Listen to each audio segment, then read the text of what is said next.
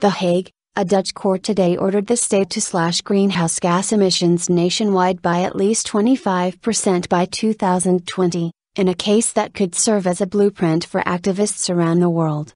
Climate experts called the ruling a milestone, saying it would encourage concerned citizens in other countries to take their own governments to court to force them to cut the gases blamed for global warming. The court orders the state to reduce the overall volume of greenhouse gas emissions in such a way that they are at least 25% less in 2020 compared to 1990, Judge Hans Hofhuis said as the courtroom erupted in cheers and applause.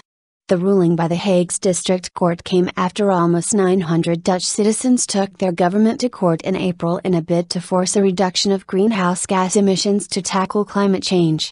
Environmental rights group Urgenda, which brought the case, had said it wanted The Hague to reduce greenhouse gas emissions by 40% over 1990 levels by 2020.